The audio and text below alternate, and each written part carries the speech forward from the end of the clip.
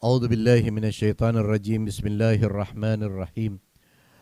الحمد لله رب العالمين بارئ الخلائق أجمعين، والصلاة والسلام على حبيبك وحبيب إله العالمين الذي سميت بالسماء بأحمد وفي الأرض بأبي القاسم المصطفى محمد وآله طيبين الطاهرين المعصومين وأصحابه المنتجبين الميامين. فقد قال الله تعالى في كتابه الكريم: أعوذ بالله من الشيطان الرجيم، قل لا أسألكم عليه أجرا إلا المودة في القربى. وقال رسول الله صلى الله عليه وآله وسلم: حسين مني وأنا من حسين، أحب الله من أحب حسين. السلام عليك يا رسول الله، السلام عليك يا حبيب الله، السلام عليك يا صفي الله، السلام عليك يا نجيب الله، السلام عليك يا أمير المؤمنين وسيد الوصيين، السلام على فاطمة الزهراء سيدة النساء العالمين، السلام على الحسن والحسين سيدي شباب أهل الجنة أجمعين، السلام على علي زين العابدين، السلام على محمد الباقر، السلام على الإمام جعفر الصادق والإمام موسى الكاظم، السلام على علي الرضا، السلام على محمد الجواد التكي، السلام على الهدي النكي، السلام على الحجاج الحسن القائم المهدي صلوات الله عليهم وعلى آلهم أجمعين. إخواني، السلام عليكم ورحمة الله wabarakatuh. Segala puji bagi Allah yang malam ini memberikan pada kita peluang di malam yang mulia, di malam agung, di malam yang dikatakan sebagai Sayyidul Layali. Di malam Jumat kita bersama-sama tadi membaca surat Yasin, mengirimkan doa kepada almarhum saudara-saudara kita yang telah mendahului kita. Dan yang kedua tadi kita juga membaca doa Kumail yang kita berharap dengan doa yang kita lantunkan Allah Subhanahu wa taala berkenan mengampuni segala kesalahan kita, menggugurkan semua dosa-dosa kita, dan menjadikan kita ketika kembali kepada Allah dalam keadaan suci dan terampuni segala kesalahan kita. Kita sadari sebagai manusia kita punya banyak kesalahan, kita punya banyak kelemahan. Kita mohon ampun atas kelemahan kita, kekurangan kita. Kita sadari terkadang dengan sadar kita melakukan dosa, ataupun terkadang tidak sadar pun kita lakukan juga. Apabila kita sadar maka kita tahu sebenarnya kita melakukan dosa, maka suatu hal yang besar telah kita lakukan. Akan tetapi sebesar apapun dosa dan kesalahan kita, Allah Subhanahu wa taala yang punya sifat Rahman, Rahim, Ghafur adalah pengampun bagi kita semua. Dan insyaallah setiap malam Jumat kita berusaha mengisi majelis kita dengan doa dan harapan agar Allah bisa menggugurkan dosa-dosa dan kesalahan kita. Sehingga ketika kelak malakul maut datang menjemput kita, mudah-mudahan dosa-dosa kita telah terampuni oleh Allah. Dosa-dosa kecil yang kita bawa pun bisa dihapuskan oleh Allah Subhanahu wa taala. Ikhwani wa akhwati rahimakumullah. Kita malam ini kebetulan juga memperingati di bulan Sya'ban ini hari kelahiran manusia-manusia suci dan mulia. Manusia-manusia yang oleh Allah Subhanahu wa taala dijadikan barometer kebenaran. Manusia-manusia yang dijadikan oleh Allah padanan Al-Quran. Manusia-manusia yang dijadikan Allah pahlawan-pahlawan yang akan mengisi dunia ini dengan keselamatan dan menjadikan mereka sebagai sandingan Al-Quran. Di bulan Sya'ban yang mulia dan agung ini, kita tahu di malam Rabu kemarin saya sedikit membahas tentang keagungan bulan Sya'ban. Dan di bulan Sya'ban ini kita juga menyebutkan dilahirkan manusia-manusia agung dan mulia yang karena kelahiran mereka lah Islam ini bisa terjaga. Allah Subhanahu wa taala tentu saja tidak akan membiarkan Islam tanpa penjagaan. Ketika Allah Subhanahu wa taala menurunkan Al-Qur'an, Allah berfirman dalam Al-Qur'an, "Inna nahnu nazzalna dzikra fa inna lahu lahafidun." Kamilah yang menurunkan Al-Dzikra atau Al-Qur'an dan kami pula yang menjaganya. Cara Allah menjaga Al-Quran tentu saja bukan Allah menjaga fisiknya Al-Quran, tapi isi Al-Quran tetap Allah jaga melalui manusia-manusia suci yang dijadikan padanan Al-Quran. Akan tetapi, ikhwani wa akhwati rahimakumullah, sejarah membuktikan bahwa Islam ini berkali-kali diterpa oleh badai permusuhan dan kemunafikan. Islam ini berkali-kali diterpa oleh usaha untuk menghancurkan dan membawa Islam kepada jalan yang tidak direstui oleh Allah dan Rasulnya. Kita tahu Allah Subhanahu wa ta'ala menghendaki Islam ini berada di jalurnya Muhammad sallallahu alaihi wa alihi. Akan tetapi di masa kekuasaan para penguasa-penguasa sebelumnya, mereka berusaha menarik Islam ini kepada ajaran mereka dan cara-cara mereka. Mereka membawa Islam ini bukan hanya Islam Muhammadi, Islamnya ala Muhammad sallallahu alaihi wa alihi, tapi mereka membawa Islam ini kepada kepentingan mereka, kepada kebutuhan mereka, sehingga Islam terkadang ditarik dalam kepentingan-kepentingan politik, ditarik untuk memenuhi harapan-harapan atau nafsu untuk berkuasa dari kalangan penguasa pada saat tersebut. Akan tetapi Allah Subhanahu wa ta'ala menyelamatkan Islam ini dengan mengirimkan orang-orang yang tetap menjadi padanan Al-Quran. Walaupun kita tahu nasib manusia-manusia agung dan mulia itu semuanya terbantai dan terbunuh. Ma minna ila maktulun aw masmum. Al-Imam Ali Zainal Abidin mengatakan tidak satu pun dari kami orang-orang yang disejajarkan dengan Al-Quran ini illa maktulun, kecuali terbunuh, aw masmum, atau diracun. Karena inilah cara-cara mereka untuk bisa merubah Al-Quran. Tapi Allah Subhanahu wa ta'ala menjaga Al-Quran hingga akhir zaman, sehingga Allah menurunkan satu demi satu manusia-manusia yang dijadikan padanan Al-Quran, menjadi Al-Quranun natik, menjadi Al-Quran yang hidup, Al-Quran yang berbicara. Itulah para imam Ahlul Bait alaihi salatu wassalam. Ar-Rasul sallallahu alaihi wa alihi wasallam mengangkat Amirul Mukminin Imam Ali bin Abi Thalib, dilanjutkan oleh putranya Imam Hasan, dan dilanjutkan setelah itu oleh putranya Imam Husain. Ikhwani, di bulan Sya'ban, kita tahu di bulan Sya'ban ini kebetulan hari lahirnya manusia-manusia yang semuanya keterbunuhnya mereka karena membela Al-Quran. Yang pertama, di bulan Sya'ban sebagian riwayat menceritakan bahwa Sayyidah Zainab alaihissalam dilahirkan pada tanggal 1 Sya'ban. Walaupun ada dua versi tentang kelahiran Sayyidah Zainab. Yang kedua, pada tanggal 3 Sya'ban Al-Imam Husain dilahirkan. Dan pada tanggal 4 Sya'ban seorang saudara Al-Husain yang usianya terpaut 22 tahun dari Al-Husain. Tapi ketika dilahirkan, ayah Al-Husain dan ayah laki-laki yang baru dilahirkan ini mengatakan, memberikan harapan besar kepada anak yang dilahirkan pada tanggal 4 Sya'ban tersebut, yang selisih jaraknya dari anaknya Al-Husain 22 tahun. Imam Ali mengatakan anaknya ini dinamakan oleh beliau dengan Abbas, yang dikenal dengan Abul Fadl Abbas. Dia kelak yang akan membela kabangnya Al-Husain.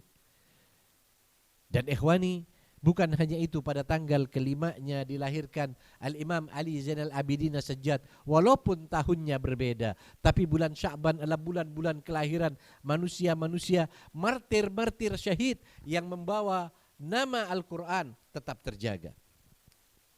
Di pada tanggal 7 dilahirkan Aliul Akbar, ya, dan Qasim bin Hasan, putra Imam Hasan, dan nanti pada tanggal 11 dilahirkan Aliul Akbar. Pada bulan Sya'ban, semua mereka yang syahid di Karbala pada bulan yang agung ini, bulan Sya'ban ini, yang dikatakan Rasulullah, Sya'ban syahri, Sya'ban adalah bulanku, di bulan inilah mereka semua dilahirkan. Kita tentu mungkin mendengar bagaimana Imam Husain dilahirkan. Kita pernah membaca riwayat tentang bagaimana Sayyidah Zainab, atau juga tentang Abul Fadl Abbas, yang ketika dilahirkan Amirul Mukminin Imam Ali bin Abi Thalib, sebelum menikah dengan ibunya Al-Abbas, bertanya kepada saudaranya yang merupakan seorang ahli nasab yang bernama Agil.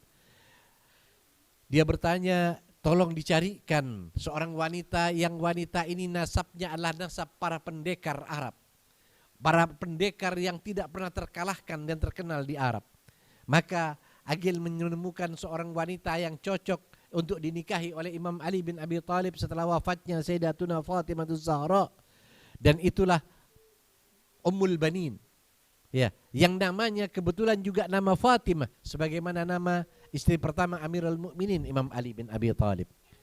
Tapi Fatimah yang satu ini ikhwani wa ahwati rahimakumullah, sebagai bentuk ihtiramnya dan cintanya kepada Fatimahuz Zahra, sejak dia dinikahi oleh Imam Ali dia mengatakan, jangan panggil aku dengan Fatimah karena aku tidak ingin melukai anak-anakmu yang dari Fatimah, Al-Hasan, Al-Husain, Zainab dan Ummu Kulthum. Maka sejak itu Imam Ali memanggilnya dengan Ummul Banin.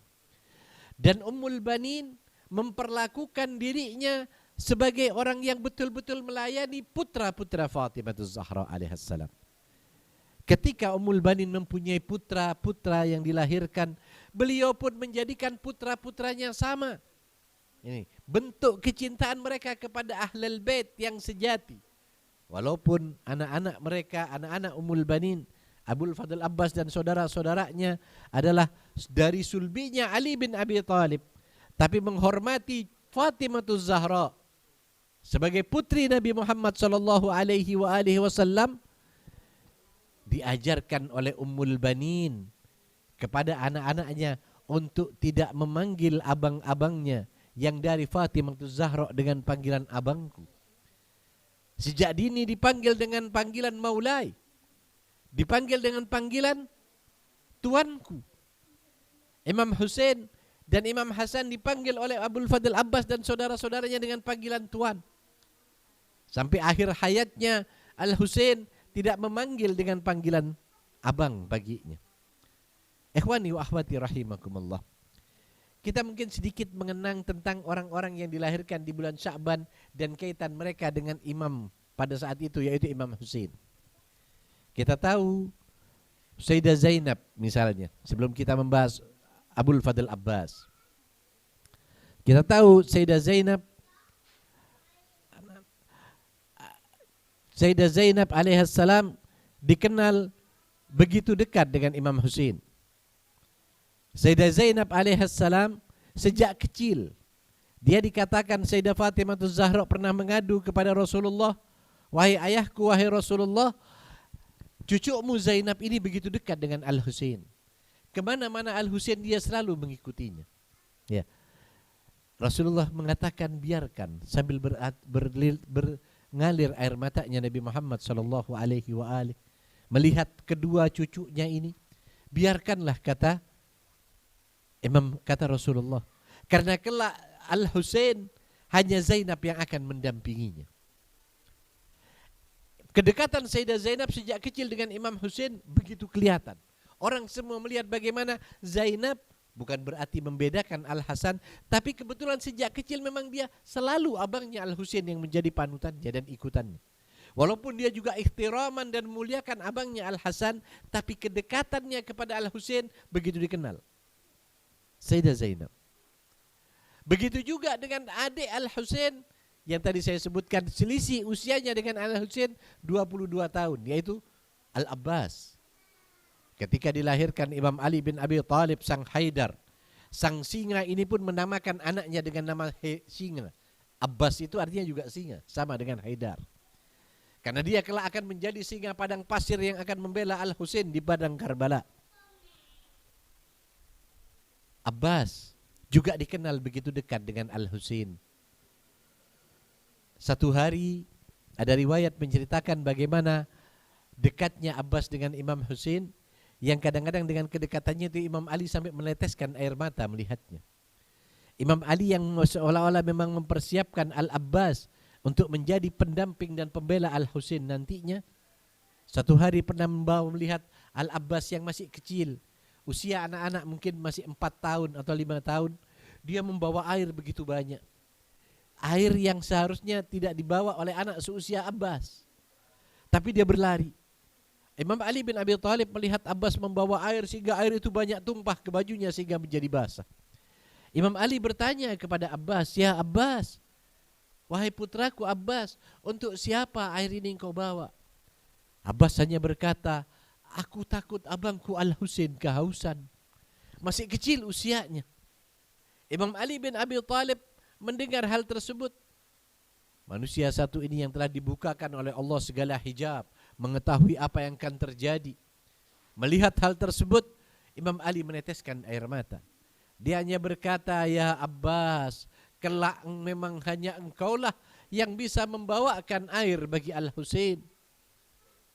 Kelak engkau akan berusaha membawakan air bagi Al-Husain.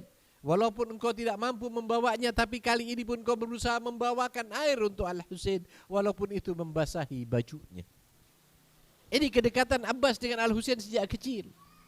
Dia memperlakukan Al-Husain seperti tuannya. Ada banyak kejadian menceritakan bagaimana Abbas ini seolah-olah oleh Imam Ali dianggap seperti bagian dari keluarganya, tidak seperti anak-anak beliau yang lain. Kita tahu Imam Ali juga punya anak, Muhammad ibn Hanafiyah, dan juga anak-anak yang lainnya. Tapi Al-Abbas begitu dekat. Imam Ali satu hari berkumpul dengan anak-anaknya. Beliau ingin menyampaikan sesuatu kepada anak-anak yang dari keturunan Fatimah Az-Zahra, yaitu Imam Hasan, Imam Husain, Sayyidah Zainab dan Ummu Kulthum. Ketika itu semua anak-anak yang istrinya berkumpul, Imam Ali tiba-tiba berkata, yang selain putra-putri Fatimah, keluarlah. Aku akan berbicara dengan putra-putri Fatimah. Maka mereka semua keluar dari ruangan. Satu demi satu mereka keluar. Al-Abbas pun berdiri untuk pergi. Tapi ketika Abbas akan menuju pintu, Imam Ali bin Abi Thalib berseru, ya Abbas, wahai putraku Abbas, kemana engkau hendak pergi? Abbas dengan tertunduk mengatakan, aku bukan putra Fatimah, wahai ayahku. Imam Ali berkata, ya Abbas, engkau bukan putra Fatimah, tapi engkau adalah penghibur hati Fatimah. Maka duduklah wahai Abbas. Dibandingkan saudara-saudara yang lain, Abbas sudah punya posisi khusus di sisi Imam Ali, di sisi Fatimah Az-Zahra. Dan ikhwani, ini dibuktikan ketika di akhir hayatnya Al-Abbas, di samping abangnya Al-Husain. Ketika Abbas telah berusaha di bumi Karbala merebut air dari sungai Furat, ketika tangan yang telah tertebas satu demi satu, ketika kepalanya pecah berkah dan satu matanya tertancap tombak, Al-Abbas yang terkapar di tanah dipangku oleh abangnya Al-Husain. Abbas selalu menurunkan kepalanya ke bawah. Husain berkata kepada Abbas, ya Abbas, kenapa engkau tidak mau kupangku? Abbas hanya berkata, seorang yang dalam akhir hayatnya pun masih memuliakan Al-Husain dengan mengatakan, ya Maulai, ya Maulai. Ketika meninggal abang dia ada di pangkuanmu. Sekarang ketika aku akan meninggalkan dunia ini akan di pangkuanmu wahai abangku. Tapi aku malu berada di pangkuanmu wahai Maulai. Aku turun ke bawah karena aku tahu tidak akan pernah ada yang bisa memangku kepala sucimu. Menangis Al-Husain di peluknya Al-Abbas. Al-Abbas berkata di akhir hayatnya, wahai abangku Husain, wahai mau tuanku Husain, bolehkah aku meminta sesuatu di akhir hayatku?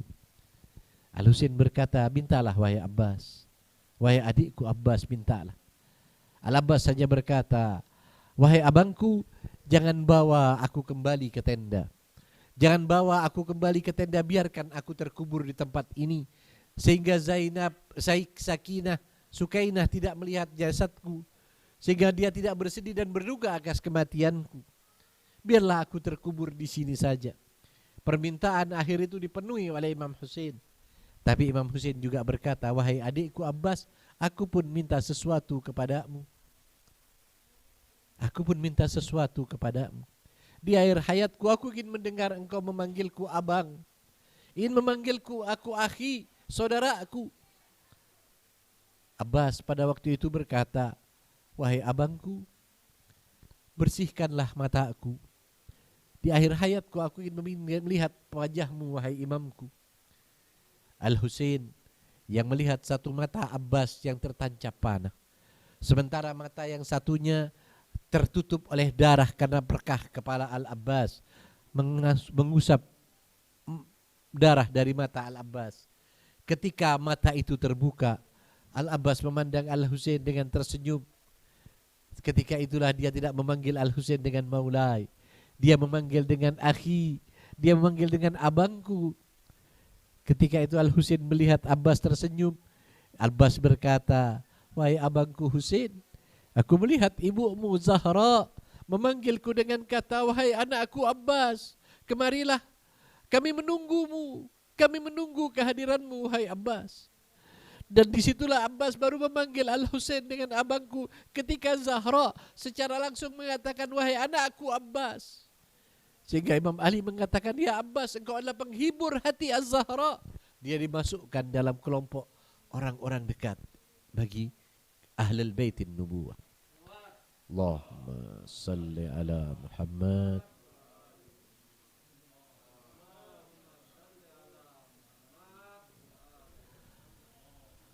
Allahumma salli ala Muhammad wa ali Muhammad. Sehingga ikhwani wa akhwati rahimakumullah, begitu dekatnya Al-Abbas dengan Imam Husain. Kita berbicara Al-Abbas orang yang dikenal sebagai Qamar Bani Hashim, punya ketampanan yang luar biasa, bintangnya atau bulannya Bani Hashim. Kita berbicara Al-Abbas orang yang tinggi besar, yang kabarnya ketika Abbas menaiki kuda, walaupun kuda itu besar, kaki Abbas masih menjuntai ke bawah karena besarnya tubuh Al-Abbas. Kita berbicara tentang seorang yang ketika bermain pedang, dia bagaikan Amirul Mukminin Sang Haidar ayahnya. Kita berbicara ketika kita berbicara tentang Abbas, kita berbicara tentang nilai kesetiaan. Kita ketika berbicara tentang Abbas, kita berbicara tentang orang yang pengorbanannya, kecintaannya kepada Al-Husain dan anak-anak Al-Husain begitu luar biasa. Maka inilah wujud cinta sejati. Kalau tadi dalam hadis Rasulullah mengatakan, Husain ana min Husain, Husain minni wa ana min Husain, ahabballah man ahabba Husaina. Allah mencintai orang yang mencintai Al-Husain. Al-Abbas pun memberikan segalanya untuk Al-Husain alaihi salatu wassalam. Ya, begitulah kita melihat Al-Abbas yang dilahirkan pada tanggal 4 Sya'ban. Kita juga melihat di tanggal 5 Sya'ban dilahirkan Ali Zainal Abidin, pelanjut Al-Husain. Beliau juga seorang yang begitu luar biasa. Julukannya As-Sajjad. Tiap malam tidak sedikit sholatnya, mengurangi sholat sunnahnya lebih dari 1000 rakaat. Kita mengenal As-Sajjad yang dikenal dengan banyak sujudnya dan tidak mendendam apapun juga. Bahkan kepada pembunuh ayahnya sekalipun, As-Sajjad tidak menyimpan dendam kesumat. Bahkan ketika pembunuh ayahnya datang ke kotanya, ketika dia bersembunyi dari kejaran Yazid, salah satu panglima Yazid yang Ali Zainal Abidin mengenal betul bahwa dia adalah salah satu orang yang berada di Karbala, ikut memerangi ayahnya. Ketika dalam kesulitan dia pun menampungnya, memberikan makan dan segala kesibukan, segala kekurangannya dipenuhi. Ketika 3 hari orang itu tak mampu lagi untuk menahan dirinya, dia menangis dan mengatakan, mungkin engkau tidak mengenal siapa aku. Ali Zainal Abidin yang dikenal dengan As-Sajjad hanya tersenyum dan berkata, aku tahu engkau sejak pertama datang. Aku melihat engkau di Karbala mengikut mengerubut ayahku. Menangis orang tersebut.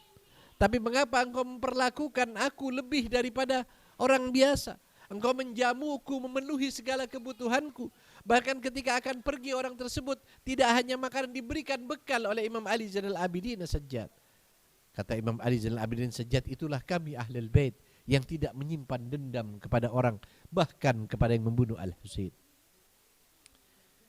Ikhwani, bulan Sya'ban banyak kelahiran manusia-manusia agung. Di antaranya di situ dilahirkan Aliul Akbar. Aliul Akbar yang wajahnya sangat mirip dengan Rasul sallallahu alaihi wasallam. Kata Imam Husain mengatakan, kalau kami rindu Rasul, kami pandang Aliul Akbar. Ya. Dan kita juga melihat di situ dilahirkan Qasim, putra Imam Hasan, yang juga syahid membela Al-Husain, ammihnya, pamannya. Qasim, anak kecil yang berusia mungkin masih belasan tahun. Seorang laki-laki kecil yang luar biasa, pemuda tangguh ini ketika ditanya oleh Imam Husain, ma ta'mul mauti indak? Wahai Qasim, apakah arti kematian bagimu? Apa kata Qasim? Ya wahai pamanku, kematian dalam membelamu, kematian dalam syahid di jalan Allah Subhanahu wa taala. Kata beliau, ahla minal asal, rasanya lebih manis daripada madu. Sehingga aku terburu-buru mengejar kematian tersebut. Inilah ikhwani, orang-orang yang luar biasa yang dilahirkan di bulan Sya'ban tersebut. Ala kulli hal, semua mereka ternyata mempersiapkan satu hal.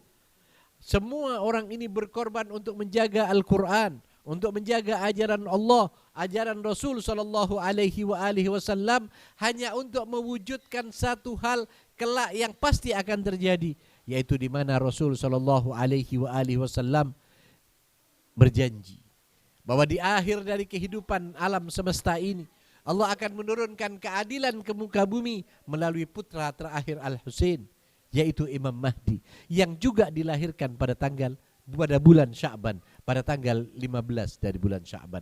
Artinya perjuangan para penghuni Karbala yang dilahirkan bulan Sya'ban untuk mempersiapkan kemunculan Al-Mahdi Al-Muntadhar. Karena tanpa pengorbanan Al-Husain, tanpa pengorbanan orang-orang yang syahid yang mereka dilahirkan di bulan Sya'ban ini, maka orang yang dilahirkan 15 Sya'ban pun tidak akan pernah ada di muka bumi.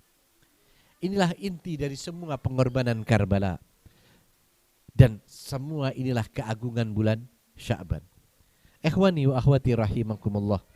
Itu mungkin kalau kita ingin melihat mulianya bulan Sya'ban dan kelahiran manusia-manusia mulia itu, yang hari ini kita kumpulkan mereka, memperingati hari milad mereka. Mudah-mudahan kebahagiaan kita hari ini membuat Rasul sallallahu alaihi wasallam ridha kepada kita semua. Dan ikhwani, sebelum saya mengakhiri, mungkin kalau tadi hadis mengatakan ahabballah man ahabba Husaina, Allah mencintai orang yang mencintai Al-Husain. Hari ini, di hari bahagia ini, kita pun mendapatkan kabar gembira akan perginya salah satu saudara kita, ikhwan kita, orang yang jauh di sana. Kalau dulu perjalanan dari rumahnya ke sini mungkin harus belasan jam baru sampai di tempat ini. Tapi orang tersebut, subhanallah, hari ini kita kehilangan satu pejuang Ahlul Bait dari tempat yang bernama Wahau. Kita tahu saudara kita yang bernama Sofyan, yang ketika mengenal Ahlul Bait dia minta nama kepada Habib Isa dan diganti dengan nama Salman. Hari ini beliau meninggal dunia. Semoga Allah mengampuni semua kekurangannya insyaallah, dan Allah memberikan syafaat Al-Husain kepadanya. Karena saya begitu mengingat bagaimana setiap acara Asyura, Mas Salman ini dan mertuanya Pak Khalil, Allah yarham kedua-duanya telah meninggal dunia, mereka ini menggalang saudara-saudara kita para pecinta Ahlul Bait di Wahau untuk dibawa ke tempat ini. Kadang-kadang mereka nginap 1 hari atau 2 hari. Perjalanan mereka tidak sebentar, ikhwani. Kalau sekarang perjalanan sudah zaman.